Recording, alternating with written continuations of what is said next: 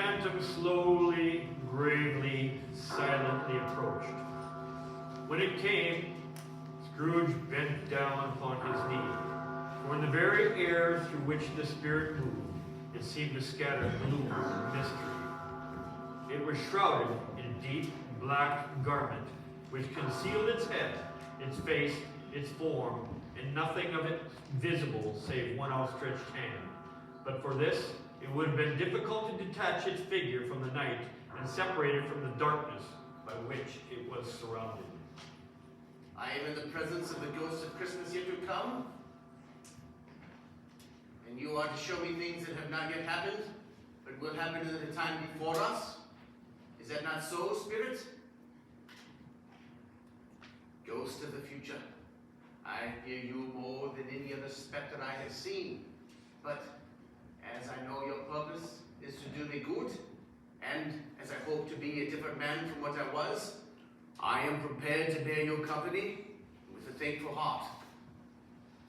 Will you not speak to me? Lead on, Spirit, lead on. The night is waning fast, and it is precious to me. The spirit stopped beside one little group of businessmen. Observing that the hand was pointing to them, Scrooge advanced to listen to their talk. No, I don't know much about it either way. I only know that he is dead. When did he die? Not a day too soon, if you ask me. But I believe that he died last night. Why, what was the matter with him? I thought he'd never die. I think his heart finally turned completely into stone. God only knows. What do you think he has done with his money? I haven't heard. Left it to his company, perhaps. He hasn't left it to me, that's all I know. It is likely to be a very cheap funeral, for upon my life, I do not know a single person to go to it. Perhaps we should make a party and volunteer to go. Well, you think there'll be food? I don't mind going, but I must be fed. Well, I am the most disinterested among you after all, for I never wear black gloves or eat lunch. But I will offer to go if anybody else will go.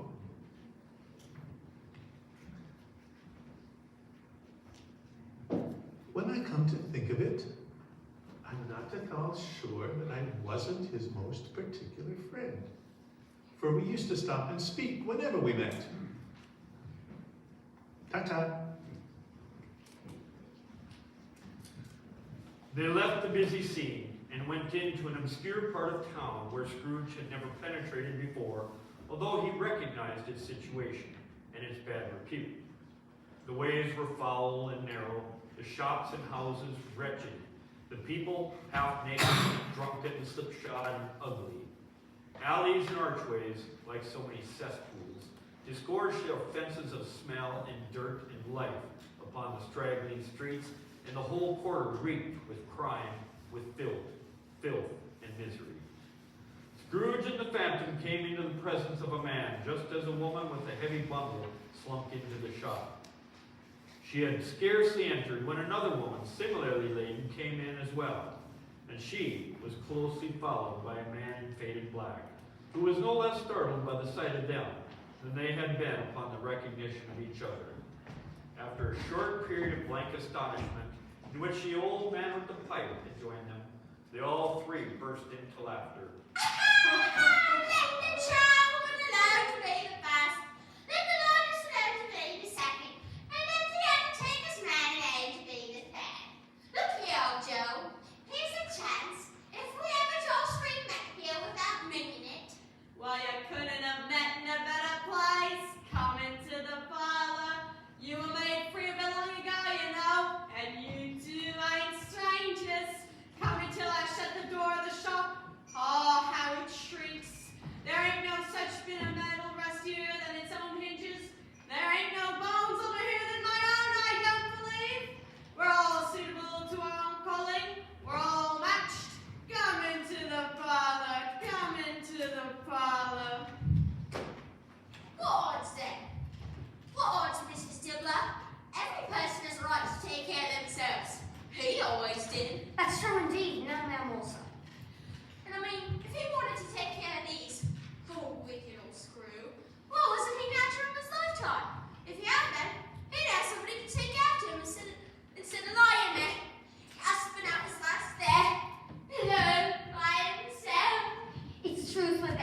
fella. It's judgmental.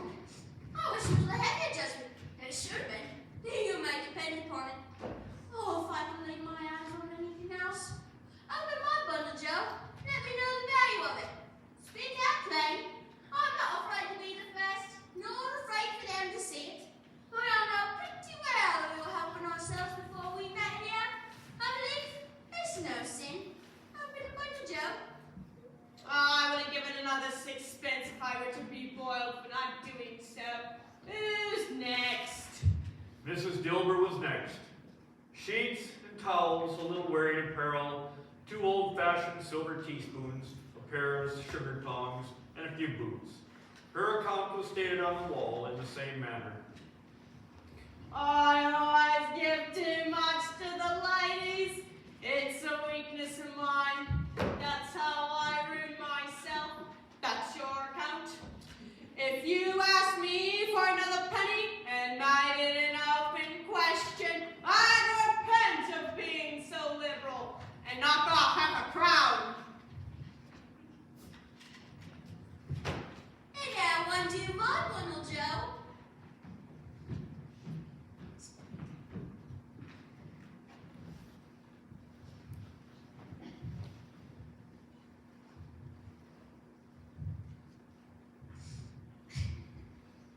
And what do you call these?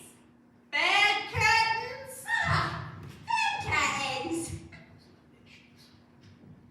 You don't mean to tell me you took them down, ring and all, with him just lying there? Yes, I do. Why not? You are going to make your fortune in them. You certainly do it. And I certainly shan't hold out my hand when I can get anything in it by simply reaching it out for such a sake of a man as he was. I promise you, Joe. Don't drop that oil upon the blankets now. His blankets? Whose else do you think? And he isn't likely to take hold without them, I dare say. You better hope you didn't die catching anything, eh? Don't be afraid of that.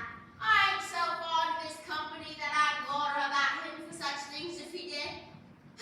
You may look through that shirt to your eyes, eh? But you won't find a hole in it, nor a threadbare place. It's the best he had, and a fine one too. They'd have wasted it if it hadn't been for me. And what do you call the waste in it? Putting it on him to be married in, to be sure. Oh, he couldn't have looked uglier than he did in that one. If calico ain't good enough for such a purpose, it ain't good enough for anything. It's quite as becoming to the body. Scrooge listened to this dialogue in horror, as they sat grouped about their spoil in the scanty light afforded by the old man's lamp. He viewed them with a detestation and disgust, which could hardly have been greater had they been demons marketing the corpse itself. Well, that's the end of it, you see. He frightened everyone away from him in his lifetime to profit us when he was dead. Oh. Spirit, I see. The case of this unhappy and unfortunate man might be that of my own. My life tends that way. This is a dreadfully evil place. Spirit, show me some emotion and tenderness connected to this man's death. The ghost conducted him through several streets familiar to him. As they went along, Scrooge looked here and there to find himself, but nowhere was he to be seen. They entered poor Bob Cratchit's house, the dwelling he had visited before, and found the mother and the children seated round the fire. They were quiet, very quiet. The noisy little Cratchits were as still as statues in one corner, and sat looking up to Peter, who had a book before him. The mother and her daughters were engaged in sewing, but surely they were very quiet. And he took a child and set him in the midst of them. Where had Scrooge heard these words? He had not dreamt them. The boy must have read them when he and the spirit crossed the threshold. Why did he not go on? The mother laid her work upon the table and put her hands up to her face. The color hurts my eyes. They become weak by candlelight. I wouldn't show weak eyes to your father when he comes home.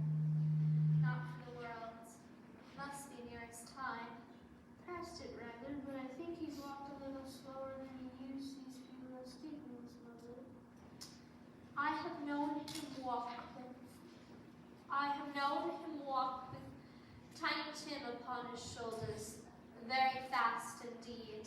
So have I, often. So have I. But he was very light to carry, and his father loved him so that it was no trouble, no trouble. And there is your father at the door.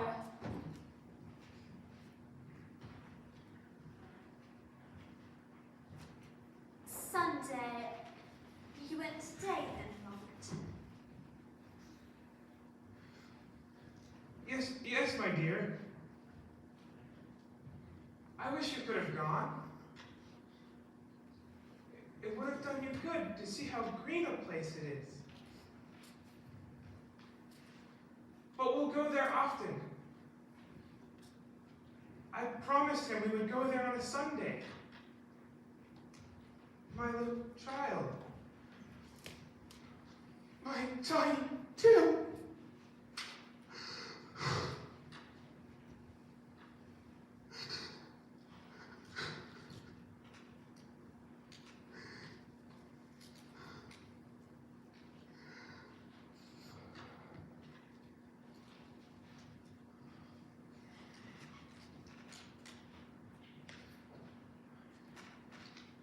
But I met Mr. Scrooge's nephew there. He's the most pleasant-spoken gentleman you ever heard. He told me, "I'm heartily sorry for it, Mr. Cratchit, and heartily sorry for your good wife. If there's any way I can be of service to you," he said, giving me his card, "this is where I live. Pray, come to me." Now, it wasn't so much for anything he might do for us, so much as for his kind way. That was quite delightful. It really seemed as if he knew our tiny Tim and felt with us.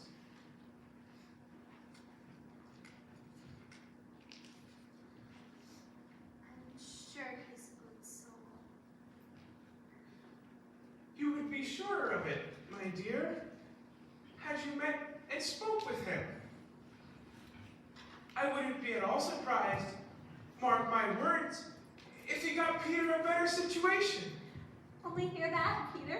And then Peter would be keeping company outside and setting up for himself. You won't. It's just as likely as not. But there'll be plenty of time for that later. But whenever there is a parting among us, let us not forget Tiny Tim, or this first parting that there was. No, never, Father. And I know, my dears, that when we recollect how patient and how mild he was, that we will not quarrel easily amongst ourselves, No, No, never, Father. or forget poor Tiny Tim in doing so. I am very happy. I am very happy.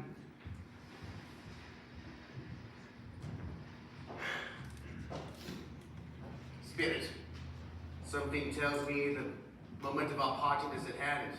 I know it, but I know not how.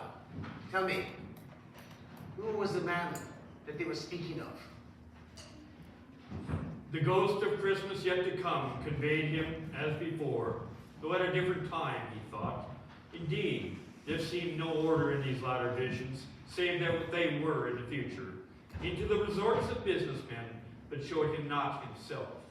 Indeed, the spirit did not stay for anything, but went straight on as to the end just now desired, until besought by Scrooge to tarry for a moment. The courts through which we travel is where my place of occupation is, and has been for a length of time. And I see the house. Let me behold inside my workplace and see what I shall be in days yet to come.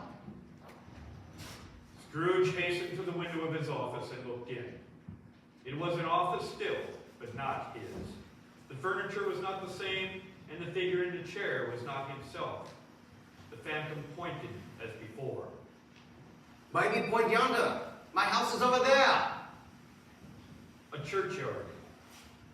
Here then the wretched man whose name he had now to learn lay beneath the ground. It was a worthy place, walled in by houses, overrun by grass and weeds, the growth of vegetation's death, not life, choked up with too much burying, fat with repleted appetite.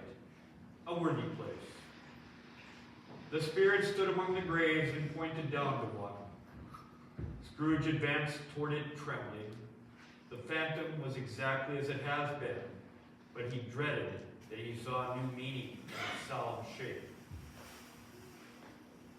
Before I draw near to that stone to which you point, answer me this one question. Are these shadows of the things that will be, or are they shadows of the things that may be only?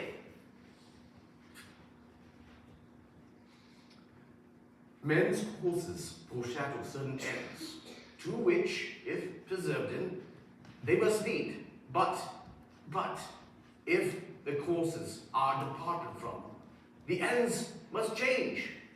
Say it is with so what you've shown me.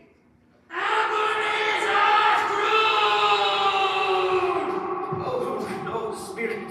Am I the man who they was speaking of that was dead and who is lying in this tomb? Oh, no, Spirit.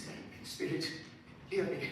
I am not the man I was. I will not be the man I must have been but for your intercession. Why show this to me if I be on hope? Spirit, your nature pities me and intercedes for me. Assure me that I may change the shadows by an altered life. I will keep Christmas in my heart and try to keep it throughout the year. I will live in the past and the present and the future, and the spirits of all three shall strive within me. O Spirit, say that I may change the writings upon this stone.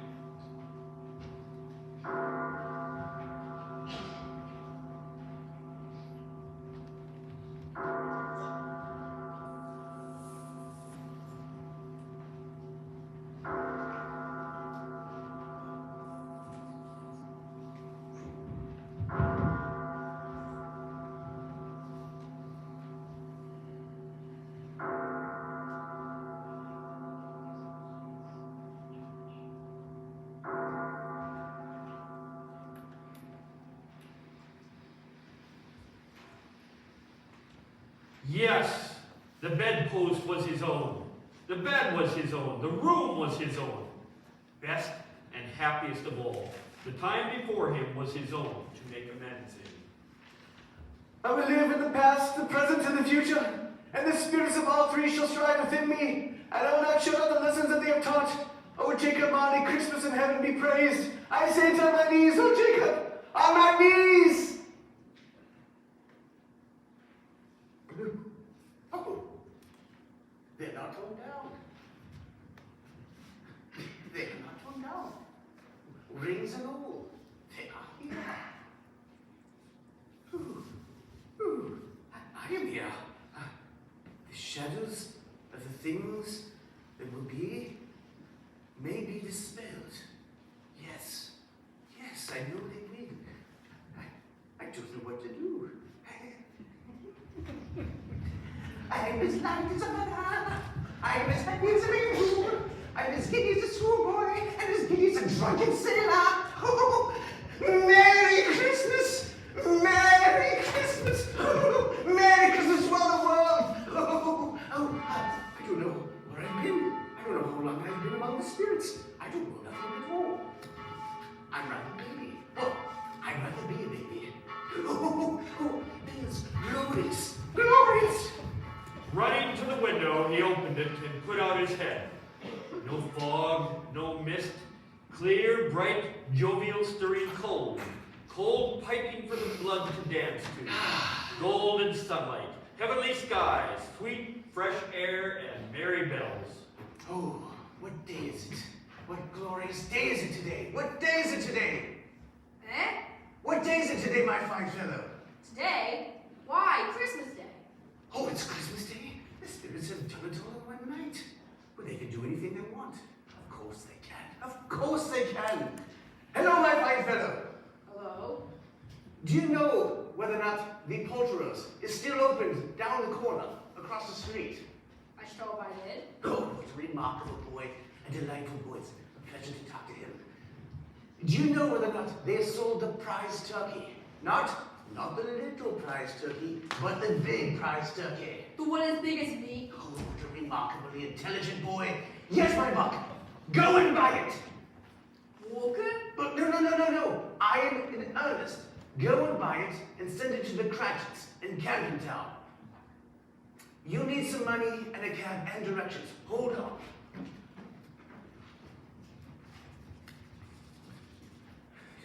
Here's some money, and here's the directions to the Cratchits in Camden Town. Use the money for the cab and to buy the turkey. And bring it and deliver it to the Cratchits by noon today, and come back to my place of occupation, and I'll double what I have given you. Yes, I am serious. Off my lad. Bob Cratchit won't know who sent it to him. That turkey is twice the size of Tiny Tim. Merry Christmas! Merry Christmas! Merry Christmas! Happy New Year! Merry Christmas! Oh, hello! How are you doing? I hope you were successful yesterday. It was a very nice thing for you to do. Mr. Scrooge. Yes, that is my name. I am afraid it is not very pleasant to you. Allow me to ask your pardon. And will you do me the goodness of... God bless me. My dear Mr. Scrooge, are you serious? Not a farthing less. A great many back payments are included in it, I assure you. Will you do me that favor?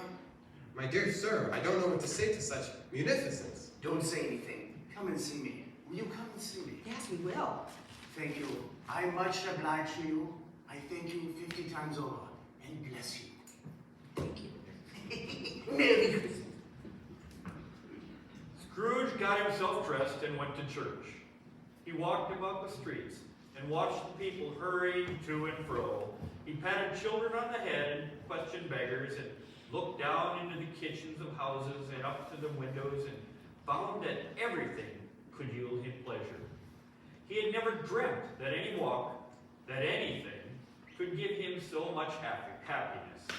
In the afternoon, he turned his steps toward his nephew's home.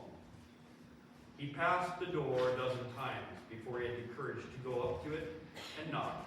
But he made a dash and did it.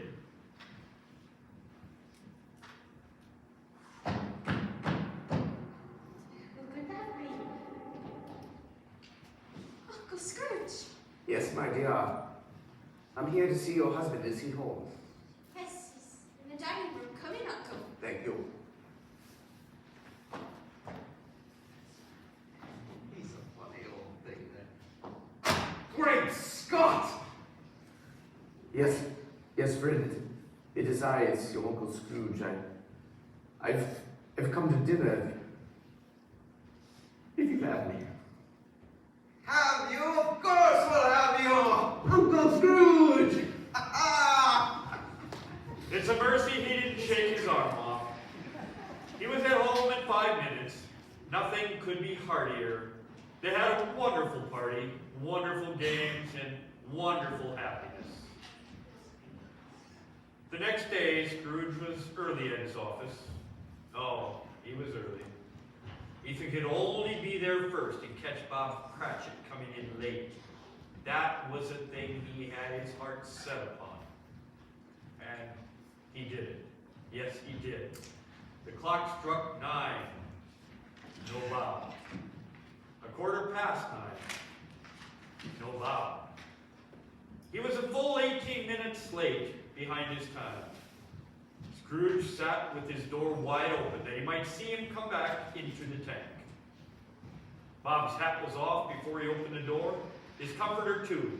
He was on his stool in a jiffy, driving away with his pen as if he were trying to overtake 9 o'clock. A full 18 minutes late. Perfect.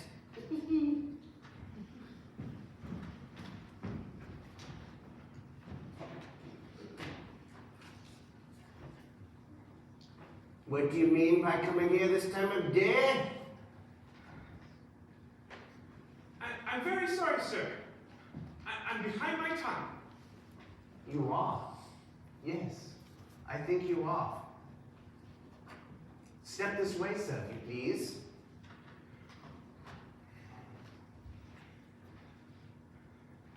I'm very sorry, sir. It won't happen again. We were making quite merry last night. I'll tell you what. I am not going to stand for this sort of thing any longer. And therefore, I'm going to raise your salary. Merry Christmas, Bob Cratchit. A Merry Christmas, Bob, my fine fellow, that I have given you many a year. And I shall endeavor to assist you and your struggling family. We will discuss the particulars this very afternoon over a Christmas bowl of smoking bishop. Now, get another fire for the coals before you dot another I, Bob Cratchit. Thank you, sir. Thank you. Merry Christmas, Bob. Scrooge was better than his word. He did it all and infinitely more, and to Tiny Tim, who did not die, he was a second father. He became as good a friend, as good a master, and as good a man as a good old city knew, or any good old city in the good old world. Some people laughed to see the alteration in him, but he let them laugh. For he was wise enough to know that nothing ever happened in this world for good, at which some people did not have their fill of laughter in the outset. And knowing that such as these would be blind anyway, he thought it quite good that they should wrinkle up their eyes in grins instead of having frowns upon their faces. His own heart laughed, and that was quite enough for him. He had no further interaction with the spirits, but he lived upon the principles that he learned ever afterwards, and it was always said of him that he knew how to keep Christmas well, if any man alive possessed that knowledge. May that be truly said of us, all of us. And so, as Tiny Tim observed, God bless us, everyone.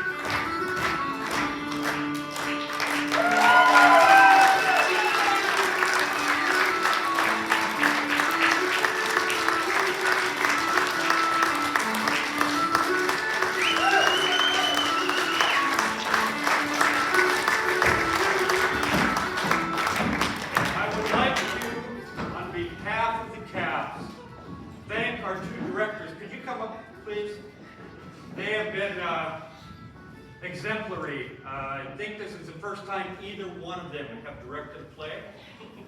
I think they did wonderful. Let's give them a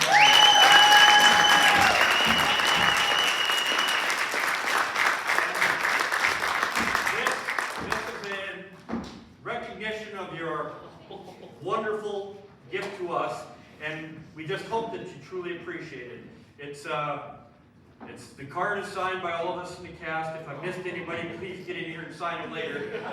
But I got replicas of the first edition of the Christmas Carol by Charles Dickens. So, thank you.